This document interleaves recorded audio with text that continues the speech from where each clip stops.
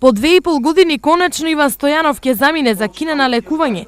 Штип успеа да собере 25.000 евра кои се неопходни за трансплантација на матични клетки. И мислам дека ќе биде успешна оваа акција, се надеваме дека ќе биде здрав и жив и ќе го видиме меѓу нас, меѓу сите граѓани како активен.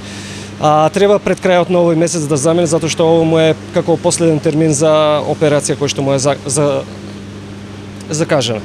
Во акцијата за помош на Стојанов се вклучи цел Штип, но последните средства во висина од 6.000 евра за сумата за лекување и 5.000 евра за карти и престој ги дадоа Телекабел и Брилијант. Па им благодарам многу на сите компании, значи на сите здруженија, на сите граѓани и на сите пријатели кои се потрудија за да ги соберам потребните пари за лекување, така да им благодарам на сите многу од срце. Во тек е процедура за вадење на пасоши и резервација на карти, пошто Иван конечно ќе замине за Кина. Од третман планот што ми е испратен од Кина, од докторот што ќе врши самата трансплантација на матични клетки, ми обеќа дека ќе има подобрување и дека ќе дојдам до своји нози. Инаку, по операција на циста на вратот, Стојанов поради речиси комплетен прекин на нервните патишта на работниот мозок, беше парализиран и во инвалидска количка.